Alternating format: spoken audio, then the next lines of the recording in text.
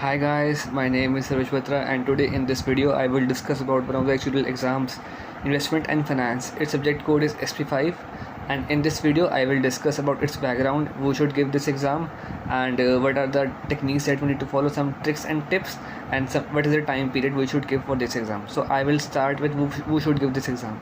As the name suggests, it is the investment and finance exam. So all those people or candidates who have some interest in investment and finance can give this exam, because this exam gives some basic idea about how the real market is working. It gives some idea about what is hedging and how in real world the hedging works. So as we all know, this comes under the SP series and we have to clear 2 exams from the SP series in order to become an actuary. So that's all the is background for SP5. So next point is the basic knowledge that we need for this exam. So if we have some knowledge of the investments and how investment works, that will be an added advantage. Plus if we have cleared CT8 or CM2, that will help a lot, because there are a lot of basic terms from the CT8 or CM2 that will be used in this chapter. Now I will come to how we should prepare for this exam. So ideally what I have followed is I have given 3.5 months for this exam. So I have given 3.5 months for this exam, but ideally we should give at least 3.5 to 4 months for this exam preparation. Now I will let you know how I have divided these 3.5 to 4 months in my exam preparation. So when I started the exam, I have given for May diet from IAI, and I have started preparation in February. So that was quite late because I have waited for the result. Then I have started my preparation at the end of the February. So what I have taken some advice from my colleagues, from my seniors who have given this exam, so that helped me a lot. So you can also take their advice, but the best advice that I have given is that I will let you know in this video. So I have divided the first month for the reading, for the first reading. So in the SP series or for any exams in SP series, S exams or CP series, we should more focus on the reading part, because the more we read, the more things that we learn, that we get in the mind, because there are too many concepts, we cannot learn each and everything. So the main focus should be on the reading part, and the best thing is that the more we read, the more we can fetch in the mind. So out of 3.5 months, I given 1 month to the first reading. So that was very essential, because there are a lot of topics in the first reading that I already know, because I have also worked in non-actuarial domain, in finance domain, so that helps me a lot. Also I have cleared CT series and especially CT8, so that gives me some basic idea about terms that are used in the exam, so that helps me a lot. So in the first reading I have gone just thoroughly and to the SP5 readings and just read it like a novel, so that gave me some basic idea about what is SP5 exam. And then after 1 month I have started second reading. So this second reading is little bit more descriptive.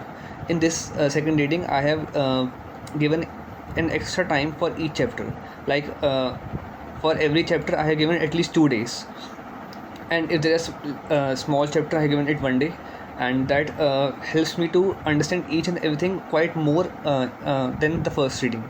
So this will give me about 60 to 70% knowledge that from the SP5. And then in third month I have not gone to the third reading. I just started doing past papers and X series. So past papers are very important in this type of exam, because some of the questions are very repetitive, so that helps a lot, especially numericals part. So and numericals are quite few in this part, but carry very large amount of numbers, so numericals play a very large role, so that helps a lot. So and also there are a lot of things in the past papers that are quite new, and that can give a very good experience about how we can tackle the exam, so that also played a good role in preparation. And in the last week or in the last month I've only give that time to only those important things that I have discussed in the first 2 readings, and only my doubts in the papers on X series. Also, just to let you know that X series play a very vital role in this type of examination, because X series includes that data pattern mostly for the which is given in the form of exam format, and questions are very tricky, and just like we are given in exams, so that plays a very crucial role in the preparation of the SP5 exams. So that's all I have prepared for the SP5 exam.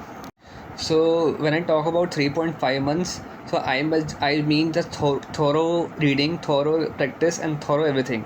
I just do not do any rest period, but that is not the case. We generally do some lags in our examination preparation and just keep on holding things.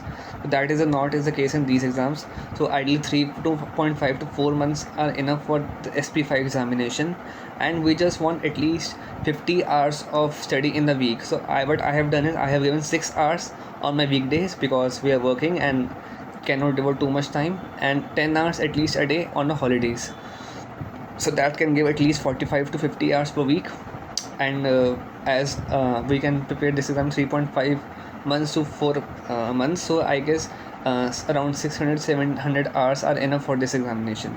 And as I said, the more you read this exam, more you read the go readings, it will help you a lot, because there are a lot of basic things that are very important and can be asked in the exam. So this is the approach that I have followed for SP5 examination. And since the number of chapters in SP5 are quite small, quite less as compared to other examination, like in SP5 we have 23 chapters, but in other SP exams we have at least 30 chapters each. So we have to make our changes in this plan accordingly. Also, the time period that I given for SP5 is 3.5 to 4 months. That can also vary according to the length of the chapters in other SP subjects. So we can follow this technique in other SP subjects also. Just keep in mind we have to go at least 3 readings, because 3 readings can help a lot, because one reading will just give you some basic idea, second reading can give us some more idea about what is exam is, and third reading gives us the most idea, like, and it should be just before 2 to 3 weeks before the exam, because at that time we should focus on only those things that we already know. We should not go for those things that are just new to us. So first, the thing that we need to keep in mind is that we should keep at least 2 readings before the 2 months of the exam, and solve past papers and X series simultaneously within a month, and then the third reading, which is at least 3 weeks before the exam. So that gives some basic idea, and all the concepts should be cleared, and at least you should clear all your doubts with someone. So that helps a lot. So thank you, and wish you all the best for your exam.